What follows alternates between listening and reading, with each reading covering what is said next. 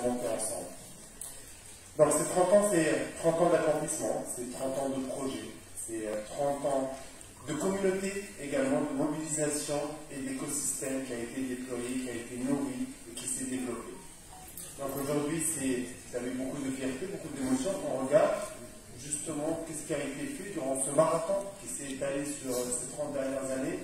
Mais en même temps, le monde est en pleine mutation, les changements sont récurrents et les défis le sont tout autant.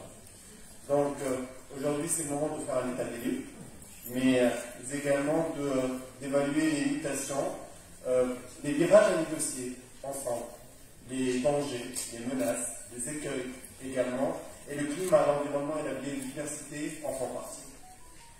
Aujourd'hui, le rôle justement de l'Agence française de développement, c'est un rôle de soutien, d'accompagnement, mais également de catalyseur, le rôle de locomotive sur certains projets essentiels.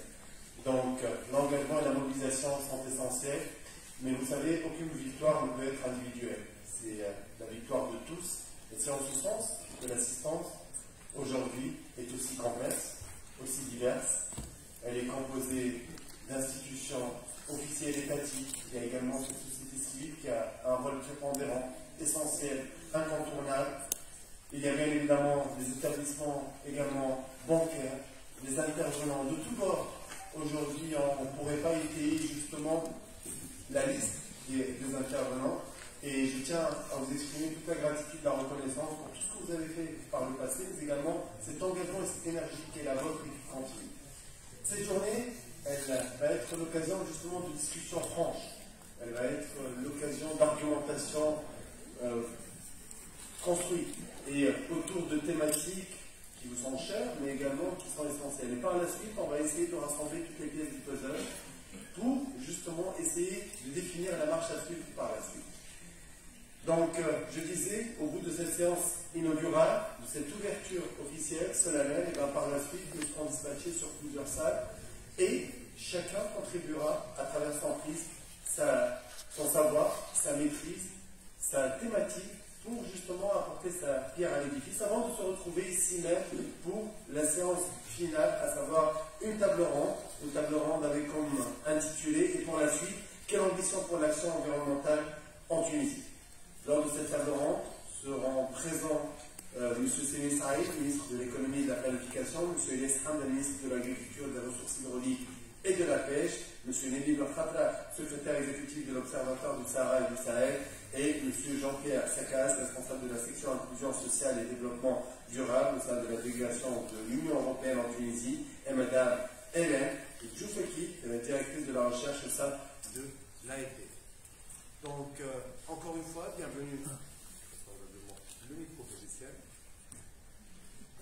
C'est l'intégralité des micros. Je vais essayer de porter la voix. Voilà, merci. Merci à l'équipe technique. Merci pour la mobilisation. Je disais donc, on se retrouvera pour essayer d'aboutir quelque part à un livre blanc, à des enseignements, mais également à des guidelines qui mèneront et qui mettront les rails de l'étape à suivre. Donc, encore une fois, toute la gratitude, la reconnaissance à tous ceux qui interviennent de près ou de loin sur cette question environnementale ô combien cruciale.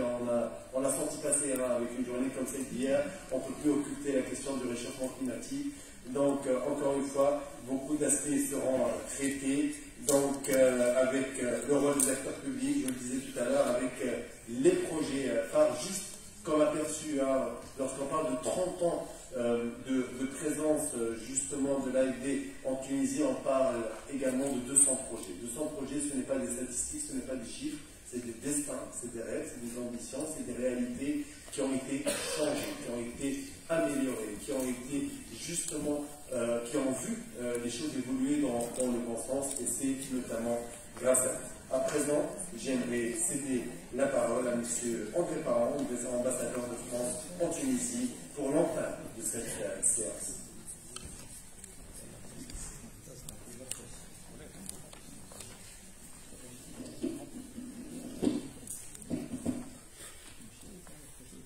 Merci beaucoup. Monsieur le directeur général de l'environnement, mesdames et messieurs les directeurs généraux, monsieur le directeur Afrique de l'AFD, cher Christian Yoka, mesdames et messieurs messieurs et chers amis, comme vous le savez, nous fêtons cette année les 30 ans de présence de l'Agence française de développement en Tunisie. 30 ans d'un partenariat qui s'est renforcé considérablement depuis 2011, avec près de 2 milliards d'euros d'engagement en 10 ans, 130 projets financés et des résultats concrets pour des milliers, je dirais même des centaines de milliers de Tunisiens et de Tunisiennes.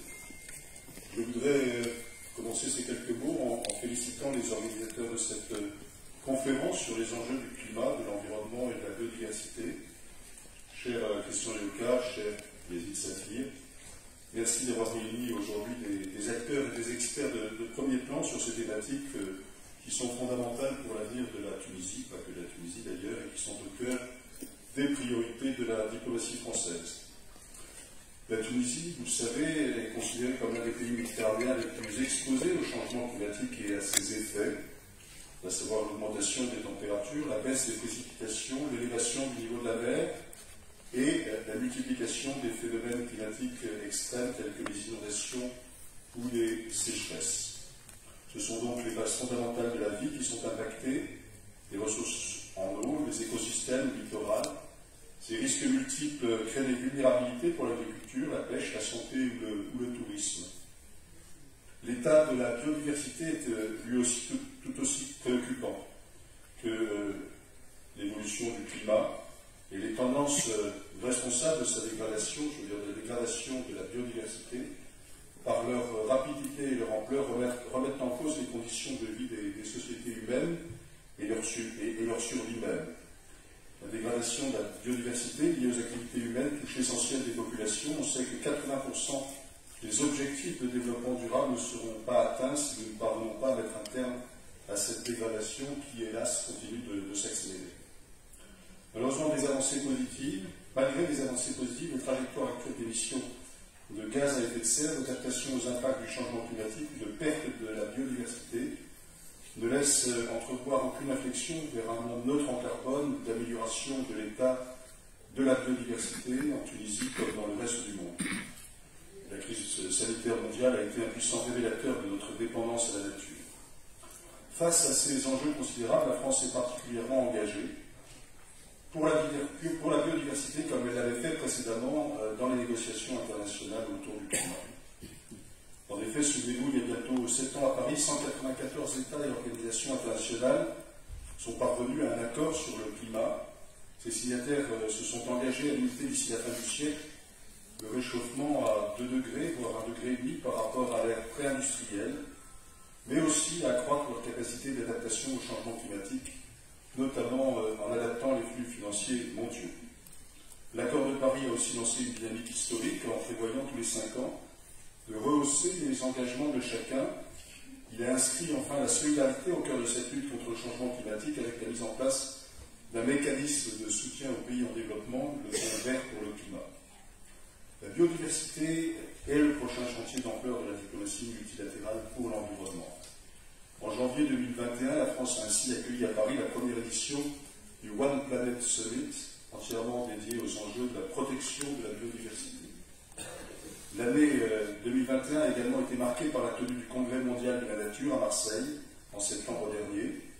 L'Union internationale pour la conservation de la nature, l'UICN, et ses membres, qui sont des États, des ONG, peuples autochtones, des agences de développement, des institutions scientifiques et universitaires. Donc l'UICN et ses membres ont envoyé à cette occasion un message clair.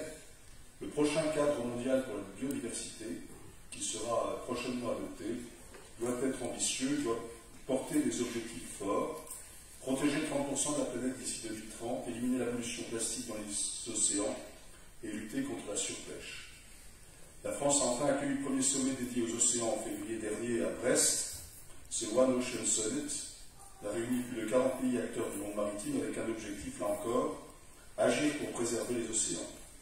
Il a permis d'aboutir à des engagements clairs pour protéger les ressources océaniques, lutter contre le changement climatique et contre la pollution plastique.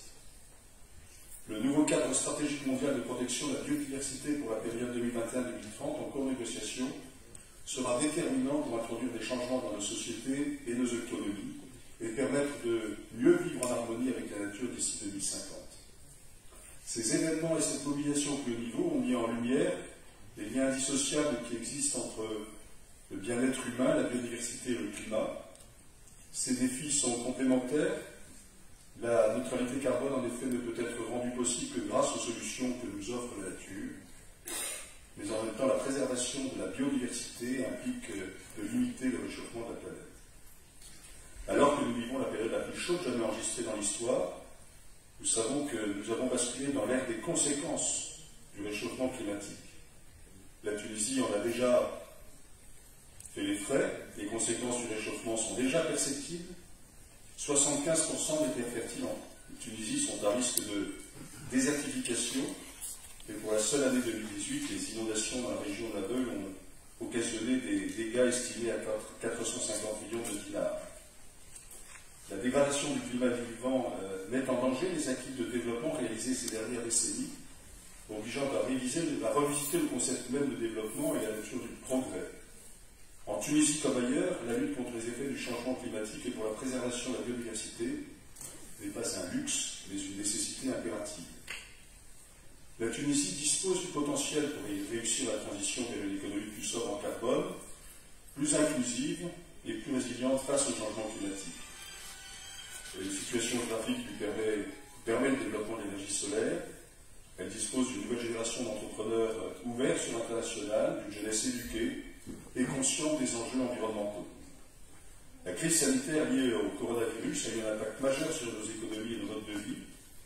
Elle a jeté une lumière crue sur nos faiblesses et nos vulnérabilités. Elle nous donne aussi l'opportunité de repenser nos modes de production et nos choix. Ce travail doit être collectif car il nous concerne tous, État, collectivités locales, entreprises et sociétés civiles. Depuis 30 ans, la France, à travers l'Agence française de développement, investit en Tunisie pour un développement durable, encourager les investissements résilients, accompagner la transition énergétique des acteurs publics, appuyer la société civile engagée et les initiatives privées pour l'environnement. Je voudrais donner ici rapidement quelques exemples de domaines dans lesquels l'AFD intervient concrètement en Tunisie, tout en laissant à Christian Yoka tout à l'heure le soin de les développer. D'abord, dans le secteur de l'eau, si important pour la vie, il y a un an, l'AFD, en collaboration avec le Trésor français et les PME françaises, Aquacel, a financé la réalisation d'un projet de pilote autorisé de dessalement de l'eau de mer de Djerba avec pour objectif de renforcer l'efficience de l'usine et de réduire les émissions de gaz à effet de serre et la pollution en mer. Ensuite, l'AFD et le Fonds français pour l'environnement mondial, avec la contribution du Medfund, s'engagent pour mettre en réseau les aires marines protégées du nord de la Tunisie. Cette action va contribuer à préserver les écosystèmes marins en Tunisie, si fragiles comme nous le voyons avec malheureusement la réduction drastique du corail rouge, pourtant emblématique du pays. Dans l'agriculture, avec la facilité d'adaptation pour répondre aux conséquences du changement climatique, ou dans le secteur privé à travers le programme SUNREF financé par l'AFD et l'Union européenne, nous appuyons les initiatives pour la dépollution, la transition énergétique, la préservation de la biodiversité. Enfin, au-delà de l'AFD, l'Institut français de Tunisie, à travers l'appel à projet Godwa, soutient l'action de plus de 20 organisations de la société civile engagées en faveur de l'environnement et la jeunesse sur le thème du recyclage, de la dépollution, l'écotourisme ou la sensibilisation écologique. Je tiens à vous assurer que nous poursuivrons ces efforts et resteront à vos côtés, aux côtés de la Tunisie, aux côtés des acteurs de la société, des autorités bien entendu, des administrations, mais aussi des acteurs de la société civile tunisienne, pour appuyer la Tunisie sur une trajectoire de développement durable, bas carbone et résiliente. J'en ai terminé et je vous souhaite à toutes et à tous une très bonne conférence et des échanges très fructueux. Je vous remercie. Merci pour l'engagement également que vous avez réitéré, comme vous l'avez souligné, c'est un périmètre qu'on bien essentiel et ça passe inévitablement par des étapes clés, à savoir l'identification, la mobilisation, l'implication des différents acteurs et c'est une chose qui a été faite bien évidemment. À présent, nous enchaînons avec M. Rédicheli, directeur de l'environnement et de la qualité de vie au sein du ministère de l'Environnement et de la ministre de s'excuser en raison de la Conseil des ministres pour cette matinée. M. Rédicheli qui porte l'étendard justement environnemental aujourd'hui. Certes, la question environnementale est transversale, mais le ministère joue un rôle essentiel également. Allez-y, M. Chou.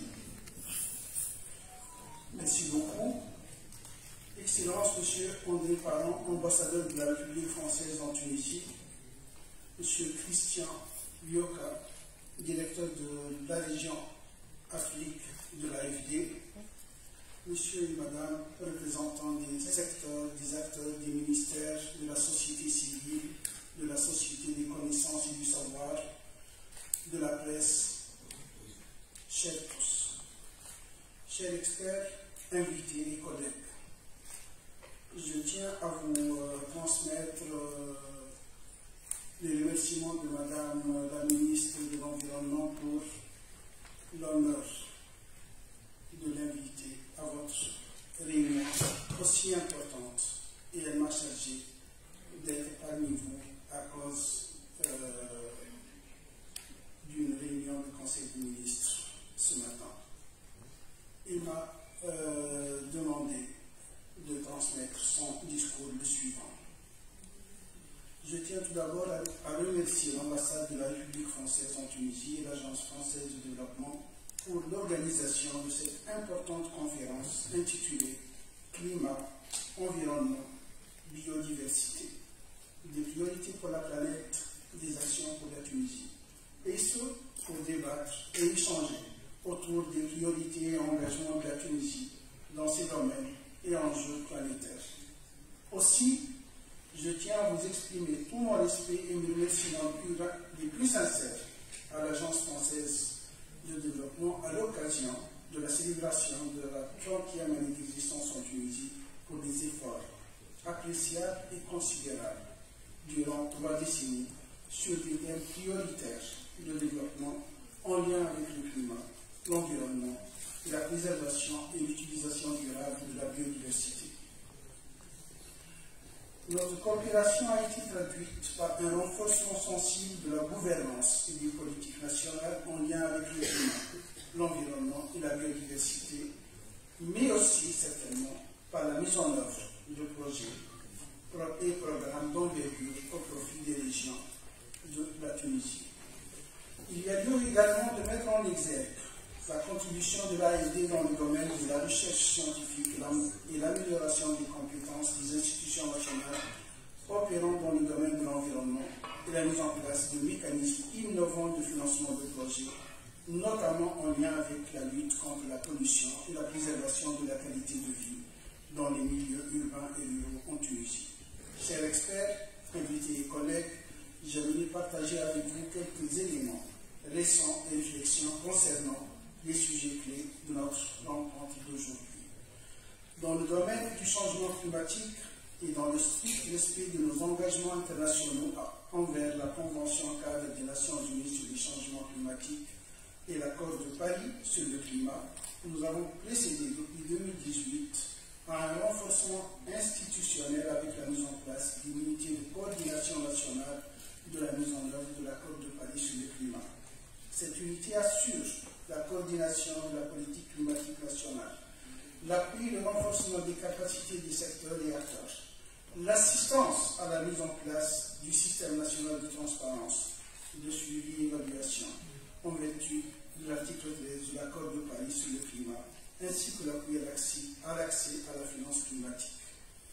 Nous agissons aussi pour que cet effort soit soutenu par une meilleure institutionnalisation du changement climatique au niveau des secteurs et des territoires, à travers un renforcement du cadre juridique sur le climat en vue de garantir une meilleure appropriation des enjeux climatiques et leur intégration dans la planification du développement actuel et futur en Tunisie. Dans cette optique, nous avons récemment actualisé nos contributions déterminées au niveau national CDN avec des objectifs, je suppose, très ambitieux dans le domaine de l'atténuation, de l'adaptation et des moyens de mise en œuvre. Également, nous avons atteint une phase très avancée de finalisation de notre stratégie de développement bas carbone et résiliente au changement climatique à l'horizon 2050, que nous devrions transmettre à la Convention cadre des Nations Unies sur les changements climatiques avant la tenue de la 27e session de la COP en novembre 2022. Finalement, Et compte tenu de l'ampleur des impacts actuels des changements climatiques, notamment sur les ressources naturelles, les écosystèmes et les secteurs économiques en Tunisie, nous avons entamé la préparation du Fonds national de l'adaptation au changement climatique, en mettant l'accent sur les enjeux croissants de la sécurité hydrique et alimentaire et les priorités d'un aménagement du territoire plus résilient, prenant en considération les risques climatiques au niveau national et territorial. Ce travail a largement bénéficié des investigations préparatoires visant l'évaluation des risques du changement climatique sur la sécurité alimentaire, engagées avec l'appui considérable de la facilité d'adaptation. Chers experts, invités et collègues, outre les changements climatiques, il y a lieu de parler du thème de la biodiversité. En effet, il y a lieu de souligner que malgré sa superficie relativement faible de 163 000 km² terrestres et 125 000 km² de territoire maritime, la Tunisie jouit d'un potentiel naturel remarquable, caractérisé par un réservoir de biodiversité terrestre et marine d'importance nationale, méditerranéenne et même internationale. Les 70 écosystèmes recensés abritent plus de 8000 espèces végétales et animales, ainsi qu'une large variété des groupes de micro-organismes.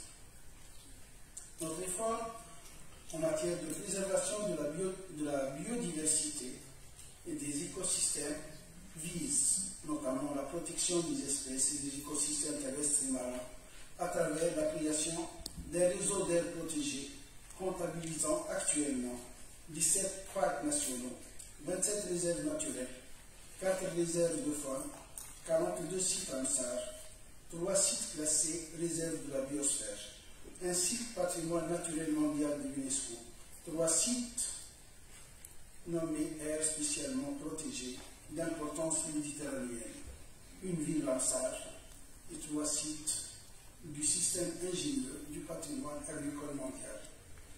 J'ajoute également que le rythme de création des aires marines protégées s'accélère en cohérence avec les dispositions prises au niveau international à l'horizon 2030. Dans ce sens, notre pays a adopté des stratégies et des plans d'action qui visent la préservation et la valorisation de notre patrimoine biologique et capital naturel en vue de promouvoir son utilisation rationnelle et durable aux fins d'un développement économique et social soutenu.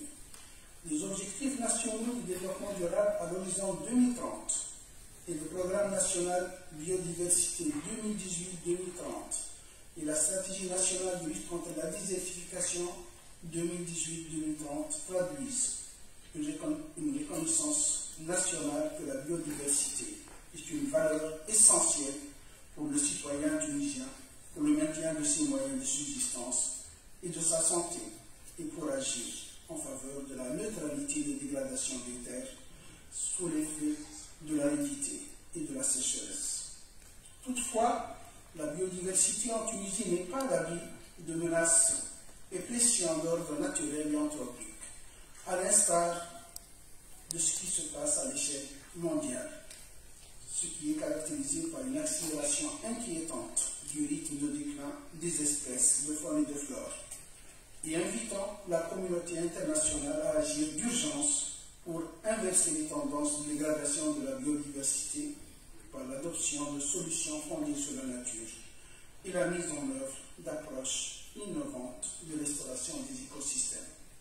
Chers experts, invités et collègues, l'atteinte des objectifs nationaux, déjà cités, alignés aux objectifs internationaux dans le cadre des conventions internationales, repose sur une coopération internationale et multilatérale solide et un partage des responsabilités et des expériences, tout en s'efforçant à inclure les initiatives du secteur privé, de la société civile et des divers groupes de la société, y compris les femmes et les jeunes, dans les activités et programmes environnementaux.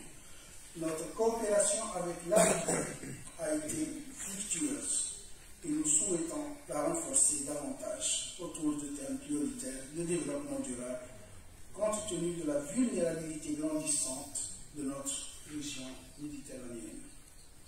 Nous serons très attentifs des résultats et aboutissements de vos discussions et débats très riches, et je vous souhaite tout le succès dans vos travaux.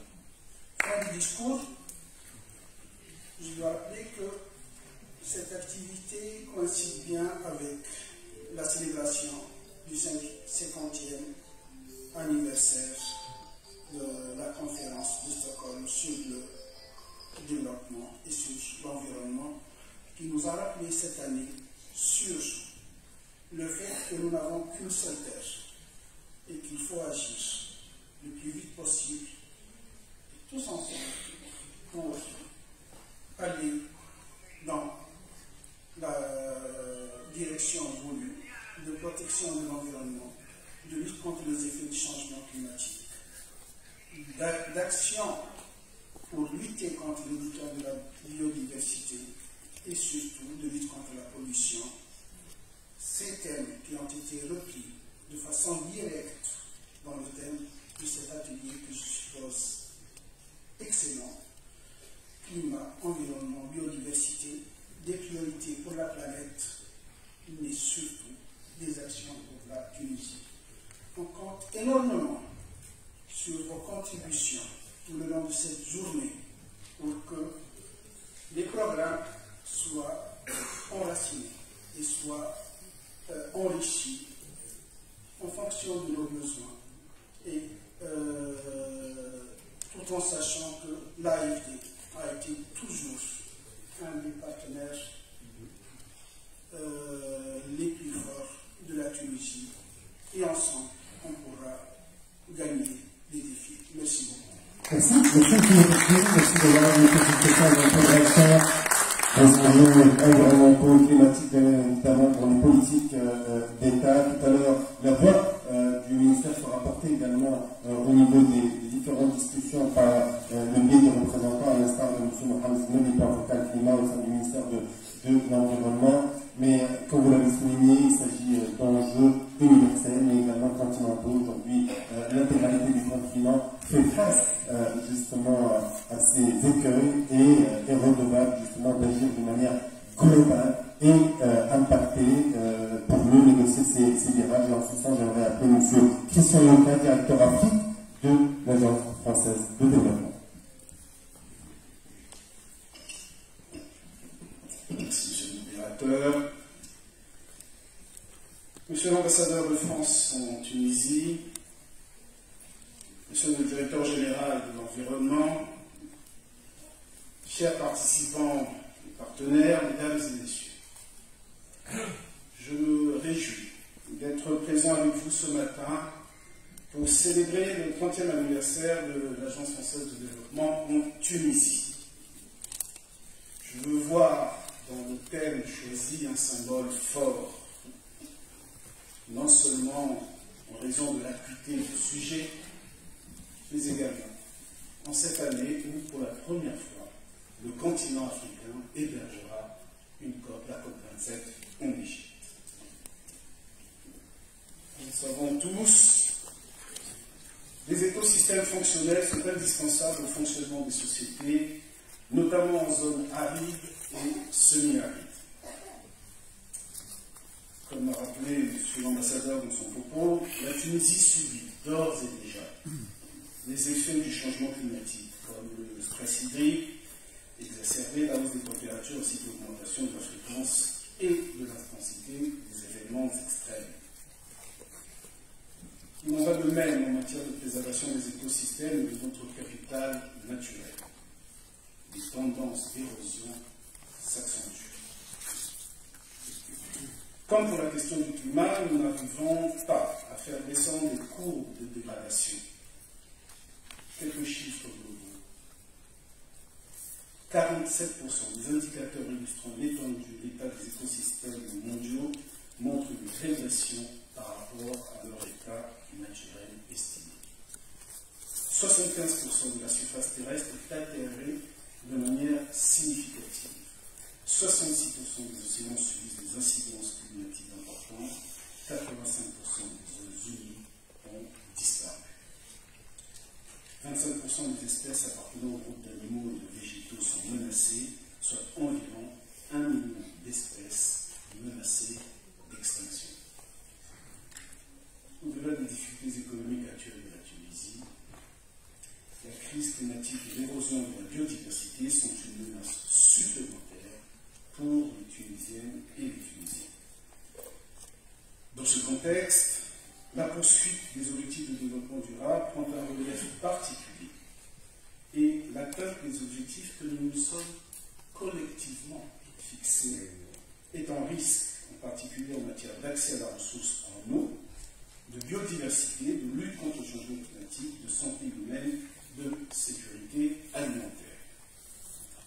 Pire,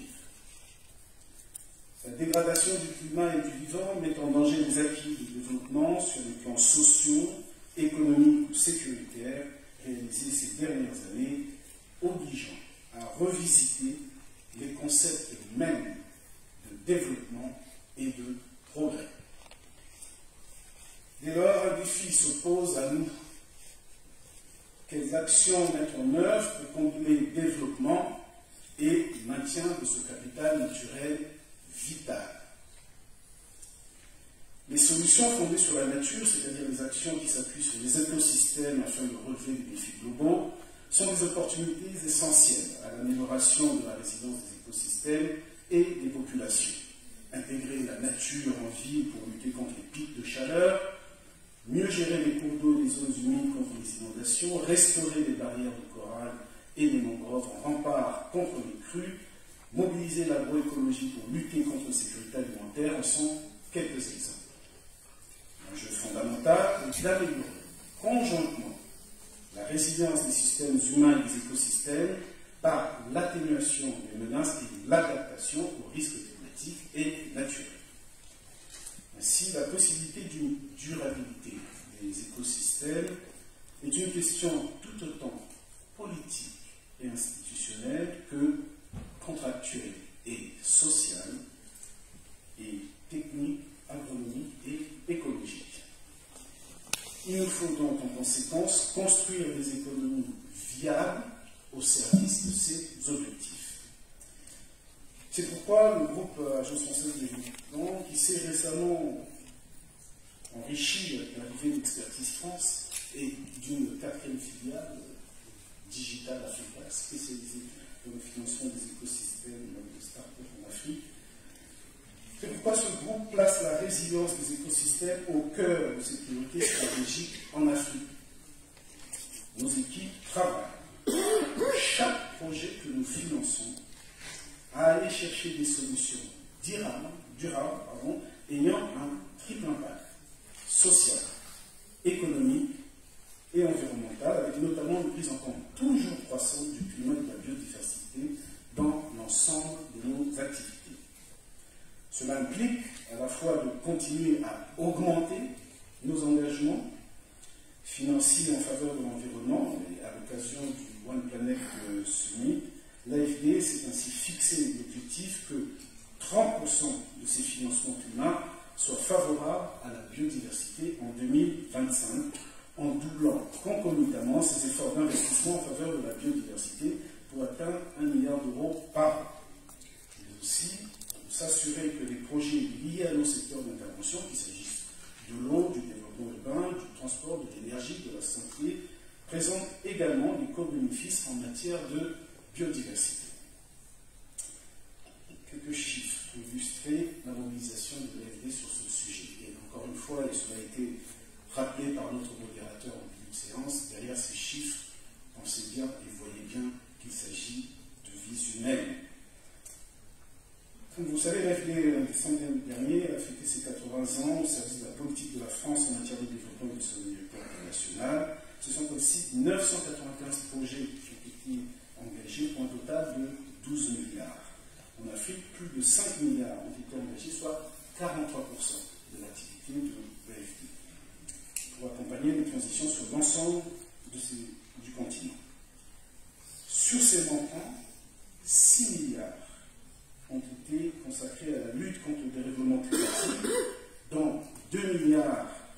d'adaptation et 2 milliards en faveur de la biodiversité. Considérant que les enjeux climat et de genre sont le plus souvent liés, plus de 60% des projets climat contribuent à la réduction des inégalités entre les hommes et les femmes. Mesdames et messieurs, en Tunisie, où l'AFD est présente depuis 1992, elle a financé en 30 ans 200 projets pour plus de 4 milliards d'euros cumulés. En moyenne, nos engagements ont dépassé 250 millions d'euros par an, ce qui fait de la Tunisie l'un des principaux pays récipiendaires du financement de l'agence.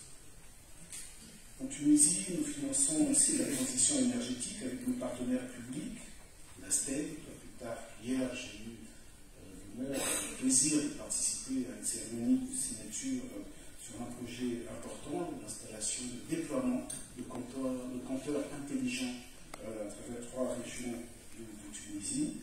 Nous finançons l'efficacité énergétique dans les bâtiments avec la MNE ou avec des partenaires privés, c'est notamment de ligne de crédit Solnef. Notre filiale, Proparco, est investie dans une concession de photovoltaïque. L'aménagement concerté des territoires ruraux vulnérables et le renforcement de leur résilience, comme au travers du pacte, et nous espérons dès 2023 dans sa réplication dans le sud tunisien avec un appui du Fonds vert pour le climat. En réponse au stress hydrique aggravé, l'AFD accompagne la SONED dans ses efforts de sécurisation de l'alimentation en eau des populations à travers la mobilisation des ressources renouvelables et de leur répartition vers les régions déficitaires. La protection des écosystèmes sensibles, le développement et la modernisation des infrastructures d'assainissement, plus de 320 millions d'euros investis dans l'assainissement depuis 30 ans, et la préservation de la biodiversité marine en collaboration avec la PAL et l'appui du Fonds français pour l'environnement mondial. L'agence a également contribué à l'élaboration de politiques d'adaptation au changement climatique et à la mobilisation de la finance climat, notamment grâce à la facilité adaptation dont nous espérons voir démarrer une seconde phase pour l'Afrique du Nord très prochainement avec l'appui de nos partenaires de l'Union européenne. Certains de ces projets, et surtout nos partenaires tunisiens impliqués dans leur mise en œuvre, seront présentés au cours de cette journée pendant différentes sessions thématiques. Ils doivent nous inspirer pour nos interventions à venir. C'est aujourd'hui que tout se joue. Aujourd'hui qu'il nous faut trouver des solutions et soutenir toutes les forces du changement pour infléchir notre trajectoire globale et s'adapter au plus vite aux impacts, déjà en partie irréversibles pour certains d'entre eux, sur nos trajectoires passées. Des objectifs de long terme ont été décidés grâce aux récents engagements de neutralité carbone et l'aboutissement prochain du cadre mondial de biodiversité. Ils nous fixent un cap nécessaire. En miroir, les trajectoires doivent être déterminées dans chaque territoire, nation, par chaque acteur économique, institutionnel, par la société civile. Ces trajectoires devront recouvrir l'ensemble des dimensions d'un développement résilient, atténuation, adaptation, protection de la biodiversité, objectifs de développement durable. Du niveau local au niveau multilatéral, organiser, soutenir la gouvernance du climat et de l'environnement constitue un enjeu majeur. L'AFD se tiendra aux côtés de la Tunisie pour relever ces défis majeurs et s'engager dans un développement résilient. Je vous souhaite à tous une fructueuse journée, de riches échanges et de partage d'expériences, et évidemment les conclusions de cette journée seront utiles pour continuer à éclairer nos choix, nos investissements, nos financements. Je vous remercie. Merci. De l'AFD, merci d'avoir rappelé justement les enjeux d'un côté, mais également la notion de l'urgence, la notion de rapport au temps. Et vous savez, le président Mitterrand disait il faut laisser le temps au temps, mais en France on n'a pas le temps. J'aimerais reprendre ces termes et les transposer à la Tunisie. Et finalement, cette question d'urgence, ce n'est plus un choix, mais c'est un impératif. Monsieur l'ambassadeur, je sais que vous êtes redevable de nous quitter, malheureusement. Avant d'enchaîner avec la suite du programme, vous restez avec nous? Ou vous êtes redevable de partir vraisemblablement? On m'a souhaité que vous aviez un engagement. En tout cas, l'ensemble va se faire avec une illustration inhérente au programme SUNREF qui a été évoqué lors des allocutions, et ce programme avec l'appel à projet intitulé Recyclage et valorisation des déchets. Et en ce sens, j'aimerais appeler Cléo Fouchiron, Expertise France, pour nous parler justement de ce programme, mais également étayer par la suite des cas pratiques et des projets en ce sens. Monsieur l'ambassadeur, toute la gratitude, toute la reconnaissance, merci d'avoir été témoin, et on enchaîne avec vous, Cléo Fouchiron. Voilà. Monsieur l'ambassadeur, monsieur le directeur général de l'environnement, monsieur le directeur afrique, cher public, joyeux anniversaire à l'AFD Tunisie. On est là pour célébrer ça. Et on est là aussi pour célébrer le groupe AFD. Voilà, donc en fait, le groupe AFD est composé de Proparco, Expertise France et l'Agence française de développement. Vous connaissez l'Agence française de développement en tant que bailleur, et vous connaissez Proparco pour le financement du secteur privé, et Expertise France, qui est l'agence de coopération technique française, met en œuvre également des projets qui sont dans cette composante intégrée qui intègre en tout cas nos partenaires tunisiens, qu'ils soient publics, qu'ils soient privés, ou qu'ils soient bancaires. Donc aujourd'hui, on va parler, et vous entendrez souvent parler de SUNREF, ce projet, ce dispositif intégré qui a commencé il y a une dizaine d'années, qui a été pensé et mis en œuvre par l'AFD, qui a ensuite été cofinancé avec l'apport financier de l'Union européenne, et qui permet aujourd'hui de proposer en Tunisie un dispositif intégré comprenant une ligne de crédit de 60 millions d'euros qui est mise à disposition de 4 partenaires bancaires tunisiens, qui sont l'UIB, l'UBCI, la BH Bank et la Medbank, et qui permet aussi de mettre en œuvre une assistance technique qui s'œuvre avec nos partenaires publics qui sont l'Agence nationale de protection de l'environnement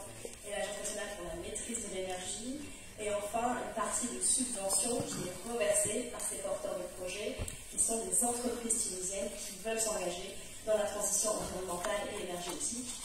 Qu'est-ce que c'est que la transition environnementale et énergétique pour les entreprises tunisiennes? C'est investir dans les énergies renouvelables, dans l'efficacité énergétique, dans la dépollution et dans la production propre. Donc ce dispositif comprenant donc ces lignes de crédit, cette subvention qui est de 15% du montant du crédit et qui est reversée à l'entrepreneur, mais aussi l'assistance technique, a permis aujourd'hui, environ à mi-parcours du programme, d'avoir une trentaine de projets qui sont financés, qui sont dans ces secteurs, qui permettent de contribuer à la contribution de l'économie nationale de la Tunisie, et qui est donc financé par Agence française de développement et Union européenne. L'assistance technique, c'est aussi l'opportunité de faire émerger des porteurs de projets qui ont des ambitions fortes dans le secteur de la transition énergétique et dans le secteur de la transition environnementale. Nous avons donc lancé une campagne sur le traitement et la valorisation des déchets, qui est un de ces 4 thématiques que nous appuyons. Et j'aimerais aujourd'hui vous présenter un entrepreneur qui est venu vers nous il y a quelques temps et qui nous a demandé un soutien de la part de SUNREF, un soutien d'abord technique qui s'est concrétisé par une étude de faisabilité et qui aujourd'hui est en train un petit peu d'essayer de trouver des financements pour son projet. Je vais le présenter, il s'agit de Bakar Bidawi, il va venir nous rejoindre et nous présenter Blue Octopus. C'est un entrepreneur du secteur textile qui travaille dans le secteur depuis 15 ans, qui a des idées innovantes, qui est en charge des opérations, de la manufacture, de l'innovation, du marketing pour des multinationales et qui crée des structures avec un retour sur investissement qui est fort, qui est passionné par le design et l'innovation. Donc on a voulu aujourd'hui mettre en avant ce passage vers la concrétisation du projet en vous présentant son initiative. Donc je présente Blue Octopus qui fait partie des porteurs de projets qui ont été présélectionnés dans l'appel traitement et valorisation de déchets dans le cadre du programme SUNREF. Merci à tous. Merci à vous, Léo Fouchiron, merci beaucoup. Et là, justement, place à vous, Macron, on va découvrir davantage par rapport à ce projet Blue Octopus, en connaître la démarche, la philosophie, la méthodologie, mais également l'objectif. Allez-y.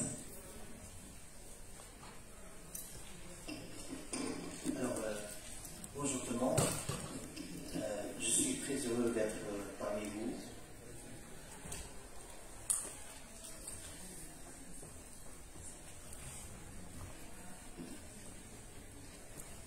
Encore une fois, bonjour tout le monde, je suis très heureux d'être parmi vous. c'est pas facile d'être devant un public comme ça, assez dans le domaine et dans le secteur. Avec un grand plaisir, je vais bien présenter notre initiative, innovante initiative dans le domaine textile et spécialement du vêtements. C'est une start-up née suite à la recherche et développement partant d'un projet qu'on avait installé ici en Tunisie, ça fait 5 ans. C'est la valorisation de la laine tunisienne dans un concept d'évolution. En Tunisie, pratiquement, on a 6 millions de moutons, 12 000 tonnes de laine et certaines pas valorisées. Suite à la recherche et le développement, on a arrivé à la point qu'on peut utiliser notre laine dans un concept d'évolution. En fait, plus autre que plus, c'est la deuxième partie de notre projet de la laine. C'est la valorisation de la mauvaise laine en faisant le mélange avec le plastique. Je commence directement avec la présentation. Alors, nous sommes de Mahdia, je viens de Mahdia, je suis artisan, nous sommes des tesserants de soie compagnie et on veut installer notre usine Mahdia. Nous sommes exactement, notre marché cible est celui des fibres textiles durables, c'est-à-dire les fibres matérielles et les fibres recyclées. Alors, on a travaillé pour remplacer les fibres plastiques, disons plastiques, avec des autres fibres plus durables et plus sostenibles. Pourquoi on a voulu travailler sur ce sujet-là? Alors, en fait, l'industrie textile chaque année demande 111 millions de tonnes en termes de fibres textiles, où le 60% seulement ce sont des fibres provenant de l'industrie pétrole. En fait, on prend le pétrole pour fabriquer des fibres pour l'industrie textile. De l'autre côté, on a 150 millions d'arbres battus chaque année pour faire la cellulose. Et ça, c'est très dangereux et on ne peut pas continuer comme ça. En fait, 2050, le besoin de l'industrie textile, ça sera à l'entour de 150 millions de tonnes. C'est une chose énorme, vraiment. Et en fait, on a besoin de deux planètes comme notre planète Terre pour donner satisfaction à l'industrie textile. La solution qu'on a prévue suite à la recherche et le développement,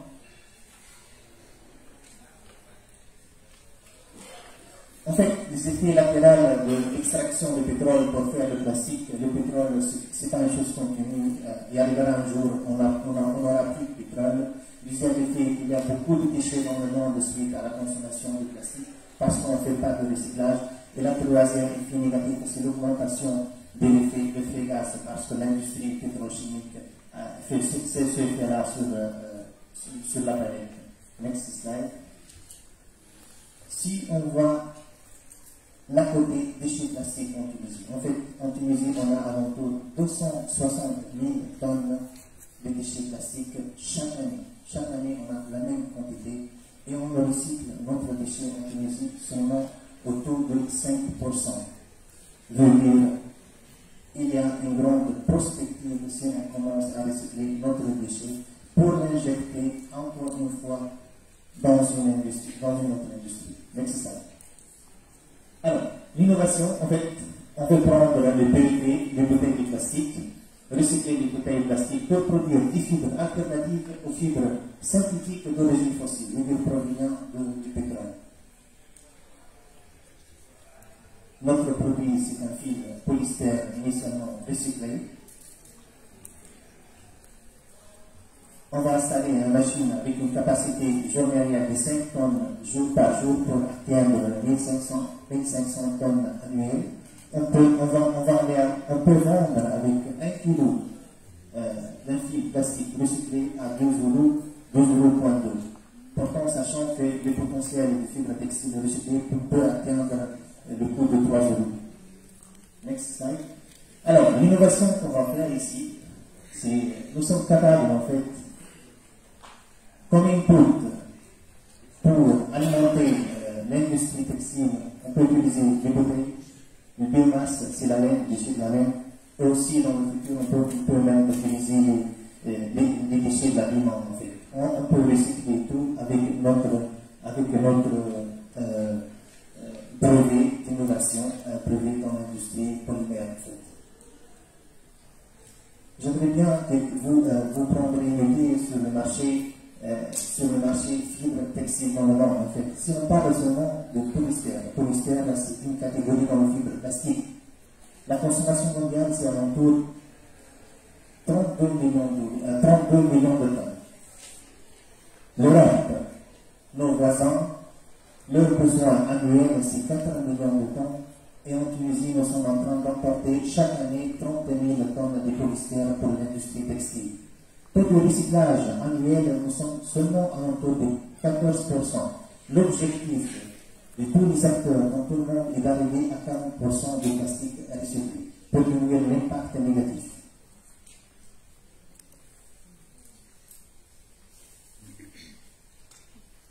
Alors,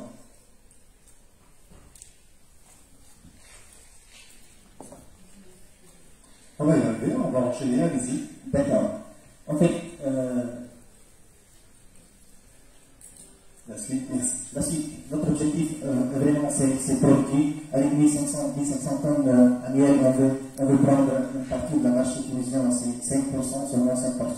On veut vendre 1500 tonnes pour arriver à un chiffre d'affaires de 4,5 millions d'euros annuels. Next slide.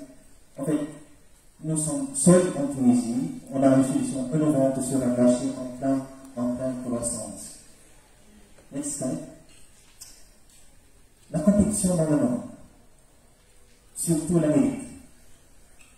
Il y a des startups vraiment dans notre secteur, mais ils sont en train de travailler sur les post-consumer.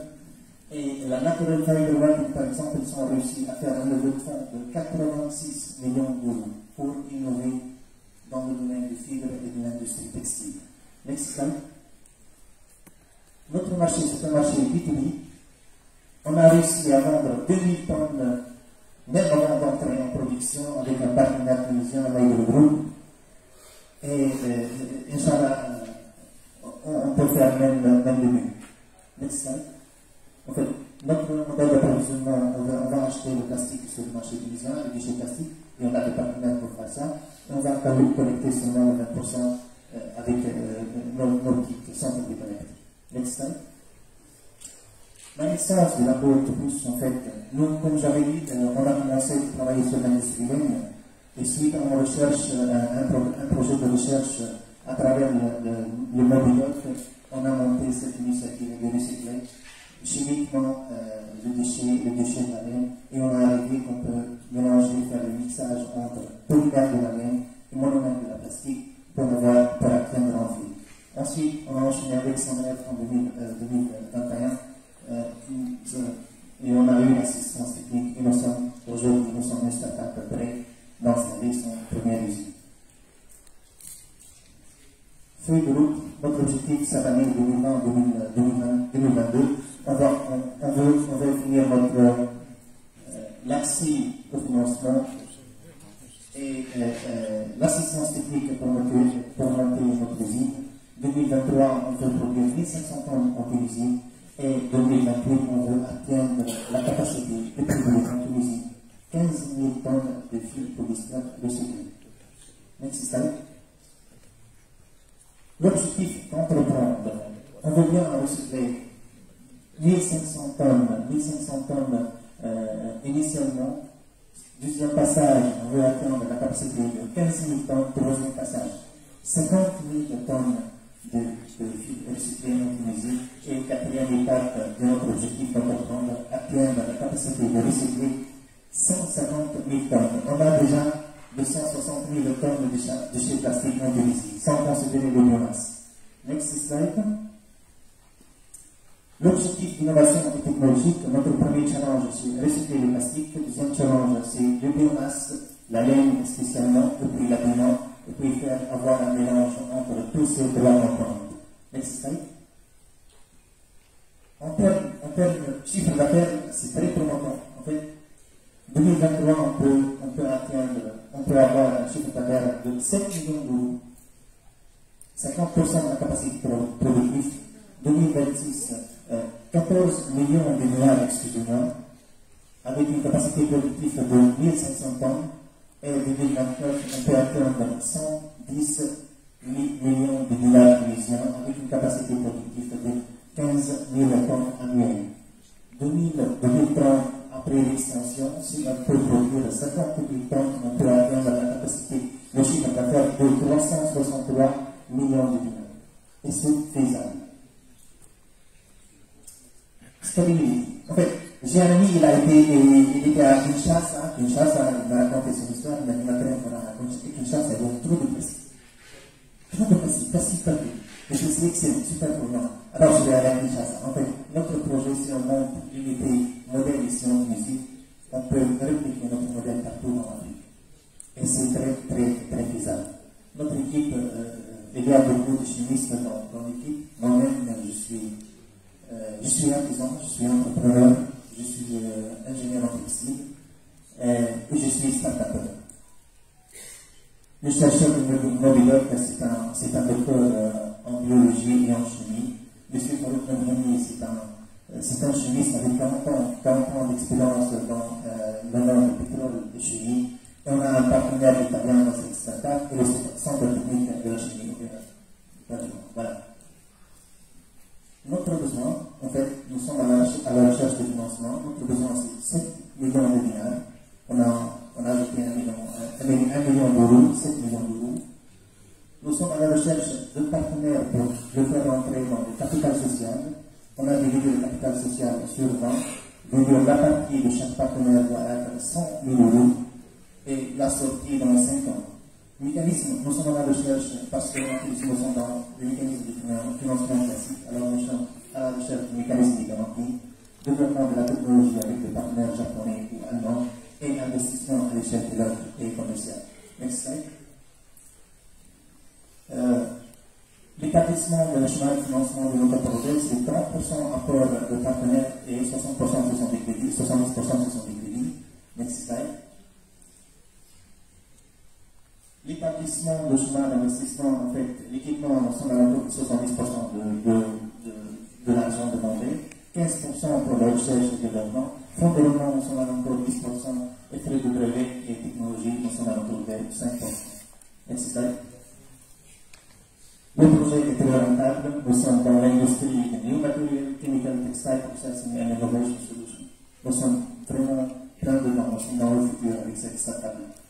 Next slide. Merci beaucoup. Très heureux d'être parmi vous et j'espère que vous avez Merci Nathalie, merci à vous, à toute l'équipe, merci à vous Octopus, on vous souhaite succès et réussite bien évidemment. Dans cette entreprise, je rappelle que le projet a bénéficié justement du soutien de Sunref dans le cadre de l'appel à projet recyclage et valorisation de déchets. Merci également à Cléo Fouchéran pour son intervention. Je rappelle qu'à présent, nous allons enchaîner dans une poignée de minutes avec 3 sessions parallèles. La première avec comme intitulé l'agriculture et la sécurité alimentaire face aux effets du changement climatique. Quels enjeux d'adaptation, par la suite et en même temps simultanément, quelle place pour la société civile tunisienne dans l'action environnementale et climatique, ce sera à la salle Ibn Haïkal et bien évidemment à la salle Sciences Actualité, la transition énergétique, quels enjeux et quels moyens pour les acteurs publics. Par la suite, on marquera une pause, le temps du déjeuner, avant de reprendre avec 3 sessions parallèles également, à savoir comment financer et mobiliser le secteur privé en faveur du climat et de la biodiversité en Tunisie. Analyse économique de l'impact du changement climatique, quel impact économique sur la production agricole et bien évidemment quelles conditions pour la préservation des écosystèmes marins et gestion durable des ressources halieutiques.